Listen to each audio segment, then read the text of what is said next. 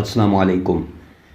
نقطہ کے plate form سے کائنات اور وجہ تخلیق کائنات کا دوسرا ایپیسوڈ کائنات کی ترتیب، اس کے پہلے ایپیسوڈ کا لنک آپ کو ڈسکرپشن میں مل جائے گا۔ بگ بینگ کے بعد کائنات کی حالت مسلسل متغیر تھی، آسمان پھیل رہا تھا اور سیارے، ستارے اور کاربن، ہائیڈروجن جیسی گیسیں، نئی دنیایں تخلیق کرتی جا رہی تھیں۔ یہ کائنات کا ابتدائی ڈھانچہ تھا۔ اس کے بعد ایک نئے دور کا آغاز ہوا۔ ویڈیو شروع کرنے سے پہلے اگر آپ نے ابھی تک ہمارا چینل سبسکرائب نہیں کیا تو پلیز سبسکرائب کر لیں تاکہ نئی آنے والی ویڈیوز آپ کو بآسانی موصول ہوتی رہے۔ ناظرین، ہمارا روزمرہ کا دستور ہے کہ کسی بھی وافر یا بھاری چیز کی بڑی مقدار کو بگاڑ سے بچاؤ کے لیے اس کو کمیونٹی کی صورت دیتے ہیں، اور پھر اس کمیونٹی کی بہترین سیٹنگ اس چیز کے لیے خودکار دفاعی نظام ترتیب دیتی ہے۔ اب ہم اس اصول کو کائنات پر رونما ہوتا دیکھیں گے۔ جس طرح ذرات مل کر پتھر اور پہاڑ بنا رہے تھے، بالکل اسی طرح سیاروں اور ستاروں نے مل کر باقاعدہ ایک نظام تشکیل دیا جس کو کہکشائی نظام کہتے ہیں۔ ہماری اس کائنات کے اندر اربوں کہکشائیں ہیں، اور ایک کہکشاں کے اندر کھربوں سیارے اور ستارے اپنی دنیا بساتے چلے گئے۔ فلکیاتی نظام کو سمجھنے کے لیے یہ ضروری ہے کہ پہلے کہکشائی نظام کو سمجھا جائے، اس سے کائنات کی بناوٹ اور اس کی ساخت واضح ہو جائے گی۔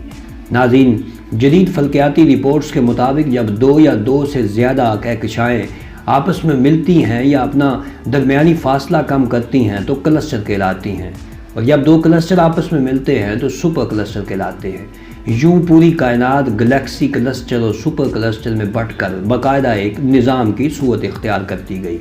اگر ہم اپنی کہکشاں ملکی وے کی دوریوں میں جھانکیں تو اس کی وسعتوں میں ہمارے سورج جیسے 30 ارب سورج گردش کر رہے ہیں، اور سورج کو 20ویں صدی کے آغاز میں تحقیقات کے بعد ستارہ قرار دیا گیا، کیونکہ ستارہ اپنی روشنی خود پیدا کرتا ہے، اور قدیم مصری روایات میں سورج کو دیوتاؤں کی سرزمین کہا جاتا تھا۔ سورج ایک ستارہ ہے۔ 1400 سال پہلے قرآن نے اس بات کو کچھ یوں بیان کیا: بسم اللہ الرحمن الرحیم، والسماء والطارق وما ادراک ما الطارق النجم الثاقب۔ اللہ رب العزت ارشاد فرماتے ہیں، قسم ہے آسمان کی اور رات کو آنے والے کی، اور آپ کیا جانے رات کو آنے والا کیا ہے، وہ چمکتا ہوا تارا۔ چونکہ ہمارا سورج بے انتہا فاصلے پر ہے، اسی لیے اس کے ارد گرد تاریکی ہے، البتہ جہاں سے یہ گزرتا ہے وہاں سے روشنی طلوع ہوتی ہے، اور اسی طرح ٹائم، دن رات، مناسب حرارت اور موسموں کے آنے جانے کا نظام چل رہا ہے۔ اور شاید آپ کو یہ سن کے عجیب لگے کہ ہماری کہکشاں دوسری کہکشاؤں کی نسبت عام معیار کی ہے اور تنگ ہے، اور ہمارا کلسٹر بھی عام معیار کا ہے، اور اس کے باوجود ہماری کہکشاں ملکی وے اتنی وسیع ہے کہ اگر ایک سواری جو 3 لاکھ کلومیٹر فی سیکنڈ کی رفتار سے طے کرے تو اس کو اس کہکشاں سے نکلتے ہوئے 1 لاکھ سال لگ جائیں گے۔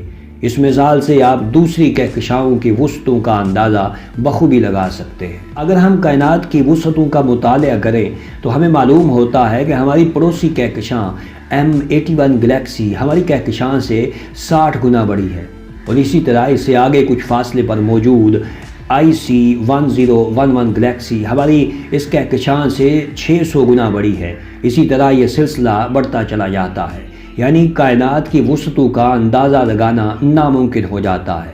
کائنات کی وسعتوں کا اندازہ قرآن پاک نے کچھ یوں لگایا ہے: بسم اللہ الرحمن الرحیم، یا معشر الجن والانس ان استطعتم ان تنفذوا من اقطار السماوات والارض فانفذوا لا تنفذون الا بسلطان۔ اللہ رب العزت ارشاد فرماتے ہیں کہ تم سے ہو سکے تو زمین و آسمان کے کناروں سے نکل جاؤ، جہاں بھی جاؤ گے اسی کی بادشاہی ہے۔ ناظرین، یہ آیت بالکل وہی لہجہ رکھتی ہے جو ایک انسان دوسرے پر کسی معاملے کی ناممکنات یا مشکلات کو ظاہر کرتے ہوئے اپناتا ہے۔